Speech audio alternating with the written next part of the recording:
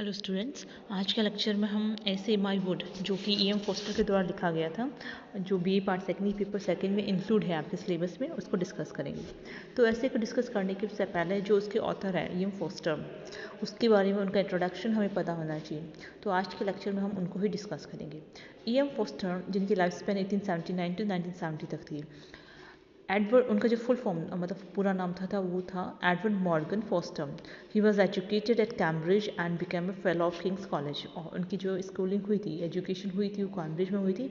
और उनके बाद में उन्होंने अपनी college fellow of King's college में की थी।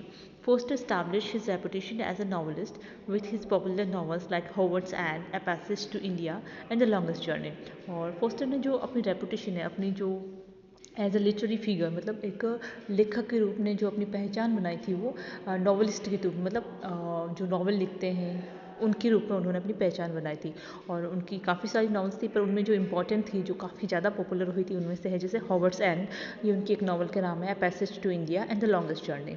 ही also wrote short stories and criticism. इसके अलावा उन्होंने शॉर्ट स्टोरीज भी लिखी, साथ में क्रिटिकल वर्क भी लिखा था। हिज आस्पेक्ट्स ऑफ, उनका एक वर्क है क्रिटिकल वर्क है, his aspects of the novel, जो उसका नाम है aspects of the novel, being one of the most referred to books on the technique of the novel. जो कि किसी भी नॉवल की जो टेक्निक होती है उसको समझने के लिए सबसे ज़्यादा वो रेफर्ड की जाती है, मतलब सबसे ज़्यादा वो पढ़ी जाती है और दूसरों के द्वारा बताई भी जाती है कि इसको पढ़ना चाहिए। रेफर्ड बुक है सबसे ज़्यादा। Forster was also an essayist of distinction, broadcaster and biographer. इसके साथ साथ में वो एक नॉवलिस्ट होने के साथ साथ में शॉर्ट स्टोरीज भी लिखते थे और क्रिटिसिज्म भी करते थे। इसके अलावा वो एक एसेस्ट थे, मतलब डिस्टिंक्शन मतलब उनमें अलग सी खूबियाँ थी, एक अलग खूबी वाले एसेस थे। साथ में ब्रॉडकास्टर भी थे और लोगों की बायोग्राफी भी लिखते थे, बायोग्राफर भी थे। द ऐसे माई वुड, जो ये ऐसे हैं आपके सिलेबस में, my wood is from the book Abinger Harvest, जो कि 1936 में पब्लिश हुई थी। मतलब ये जो ऐसे है माई वुड, वो एक बुक लिखी थी इन्होंने, ई एम फोस्टर ने, एबिंगर हार्वेस्ट, उसमें से लिया गया है, जिसकी पब्लिकेशन की डेट है 1936। Foster is an enlightened traditionalist. Enlightened traditionalist का मतलब होता है कि वो जो उनकी जो ट्रेडिशन था उसको वो जीवित रखना चाहते, मतलब उनको वो मानते थे, बट फिर भी वो इनलाइटेड थे। इनलाइटेड मतलब अपने ट्रेडिशन को लेकर वो बहुत ज़्यादा जागरूक थे, या ये बोल सकते हैं कि उनकी जो समझ थी अपने ट्रेडिशन को लेकर वो बहुत ही ज़्यादा इनलाइटेड थी, मतलब एकदम उच्च विचारों वाला, एकदम साफ तौर पे वो अपने ट्रेडिशन को समझते थे। He is fully aware of the problems of the modern materialistic civilization। वो जो मॉडर्न मटीरियलिस्टिक सिविलाइजेशन, मतलब वर्तमान जो भौतिकवादी युग है, उसकी जितनी भी ज़्यादा प्रॉब्लम होती थी उससे वो पूरी तरह से अवेयर थे। प्रॉब्लम इन सेंस कि कुछ भी हो सकती है, जैसे साइकोलॉजिकल प्रॉब्लम होती है, लोग जो मटीरियलिस्टिक लाइफ के पीछे भागते हैं उनकी फाइनेंशियल प्रॉब्लम्स हो सकती है, साइकोलॉजिकल प्रॉब्लम्स हो सकती है। तो जितनी भी वो प्रॉब्लम्स थी मॉडर्न सिविलाइजेशन की, मटीरियलिस्टिक सिविलाइजेशन की, उस चीज़ को बहुत अच्छे से समझते थे। As one suffers with the spirit of the cultured middle class liberalism of the Bloomsbury group, Foster shows a consistently tolerant mind and outlook। क्योंकि वो एक कल्चर्ड मिडिल क्लास लिबरलिज्म था, ब्लूम्सबेरी ग्रुप से जुड़े। ब्लूम्सबेरी ग्रुप एक group था जिसमें काफ़ी सारे लिटरेरी फिगर थे, साथ साथ में कुछ पेंटर्स भी थे, मतलब अलग अलग फील्ड्स के लोग थे, एक ग्रुप में इंक्लूड हुए थे, जो इंटेलेक्चुअल यानी बौद्धिक लोग थे, जो चीज़ों को डिस्कस किया करते थे। वो ग्रुप था ब्लूम्सबेरी ग्रुप, तो उसके वो एक मेंबर थे। तो उस ग्रुप का जो थीम था वो तो मिडिल क्लास कल्चर लिबरलिज्म था, मतलब जो उनके विचारों हैं, उन जो रूढ़िवादिता या विचारवाद थे, उनसे अपने आप को मुक्त करना चाहते थे।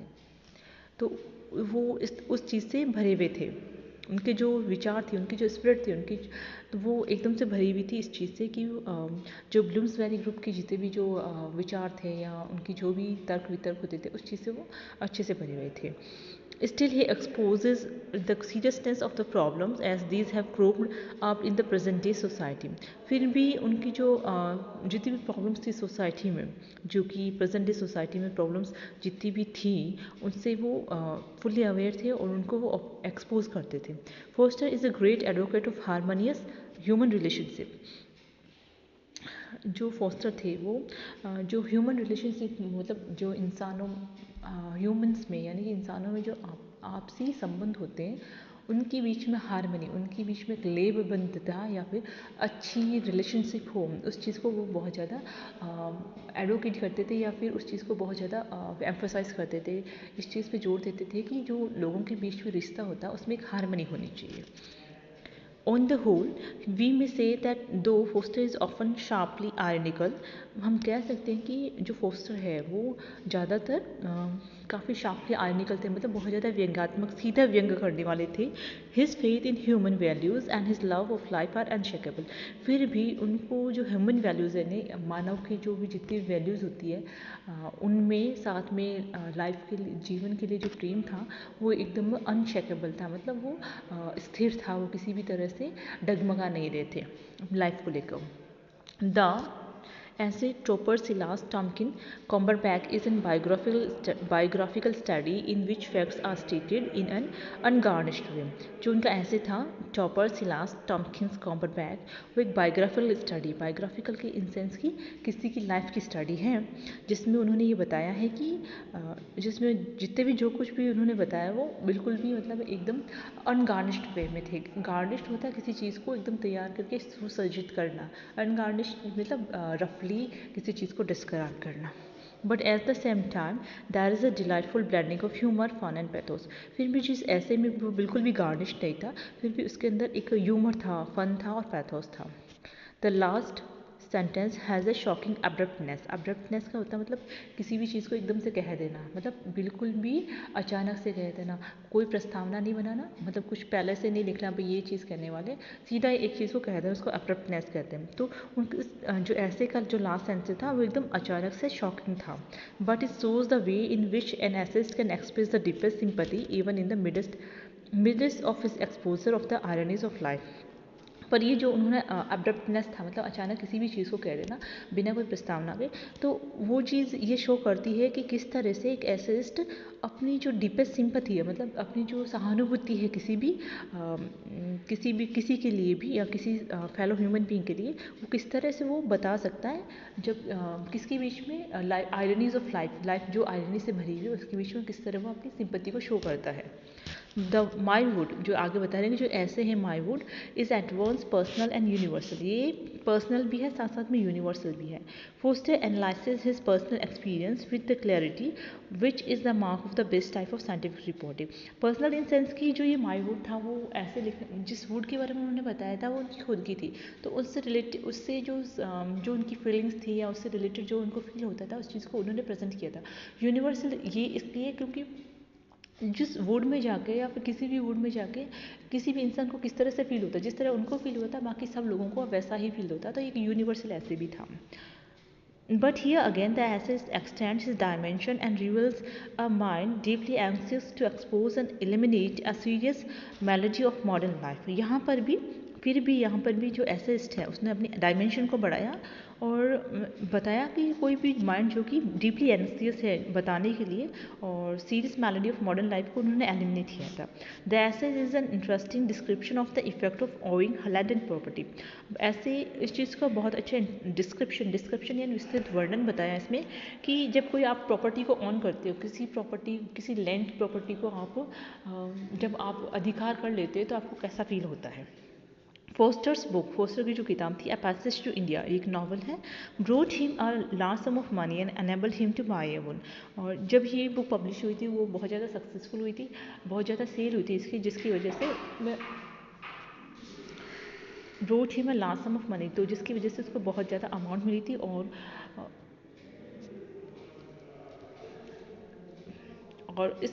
इसी अमाउंट से उसने एक खरीदा था जंगल, या फिर बोल सकते हैं गार्डन टाइप का, एक बंजर वीरान जगह खरीदी थी, जंगल टाइप की वुड खरीदी थी. The small would had few trees and public path intersecting. इस वुड में एक मतलब ज़्यादा लंबा चौड़ा नहीं था, ये छोटा सा वुड था जिसमें काफ़ी थोड़े से पेड़ थे, साथ में एक रास्ता था जो इसको बीच में से काटता था. दिस वुड वॉज हिज, ये जो वुड है वो उसकी फर्स्ट प्रॉपर्टी थी, उनकी फर्स्ट प्रॉपर्टी थी जो उन्होंने खरीदी थी।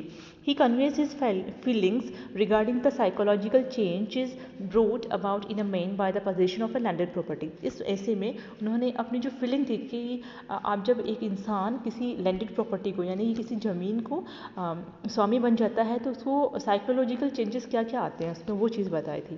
Private property brings about a change in our way of thinking, our desires and our motives. जब प्राइवेट प्रॉपर्टी यानी जब हमारी खुद की प्रॉपर्टी हो जाती है तो वो हमारे में परिवर्तन लाती है। किस तरीके?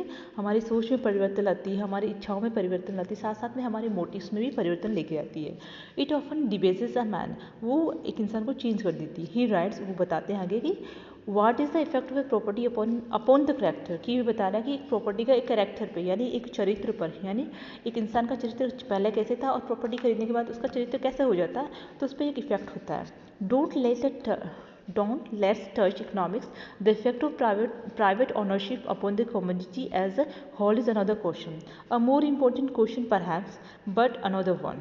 Let's keep to psychology. मतलब वो कह रहे हैं कि हम ये जो इफ़ेक्ट है उसको हम इकोनॉमिक्स से रिलेटेड नहीं कर रहे हैं। हम जो ये इफ़ेक्ट सोच रहे हैं कि एक इंसान जब एक प्रॉपर्टी को ऑन करता है, जब उसको खुद की प्रॉपर्टी हो जाती है तो उसमें साइकोलॉजिकल क्या क्या चेंजेस आते हैं। If you own things what's their effect on you, अगर आप किसी चीज़ को ऑन करते हो तो उसका इफेक्ट आप पे क्या होगा। What's the effect on me of would, what's the effect on me of would, me of my would, कि वो कह रहा है कि वही इफेक्ट होता है जो मेरा वुड का यानी मेरा जो जंगल मैंने जो एरिया मैंने खरीदा था उसका मुझ पर क्या इफेक्ट हुआ, नॉर्मली वैसा इफेक्ट होता। Foster answer this question in this essay, और जो ऐसे है माई वुड उसके अंदर उन्होंने इस चीज़ का आंसर दिया है कि जो ज़मीन उन्होंने खरीदी थी तो उस चीज़ का उन पर क्या इफेक्ट पड़ा, साइकोलॉजिकली, इकोनॉमिकली, मतलब फाइनेंशियली नहीं। उनको जब उन्होंने ये जगह खरीद ली थी तो उनके साइकोलॉजिकल क्या क्या इफेक्ट पड़ा, साइकोलॉजिकल इफेक्ट इन सेंस कि उनकी सोच में क्या परिवर्तन आया, उनके डिज़ायर्स में क्या परिवर्तन आया, उनके मोटिव्स में क्या परिवर्तन आया, ओवरऑल उनके सारे चरित्र में क्या क्या परिवर्तन आया, ये चीज़ उन्होंने इस ऐसे में डिस्कस की है। तो आज के लेक्चर में हमने इस ऐसे के राइटर E.M. फोस्टर की उनका इंट्रोडक्शन के बारे में डिस्कस किया। नेक्स्ट लेक्चर में हम जो माई वुड है ऐसे है उसको डिस्कस करेंगे। Thank you.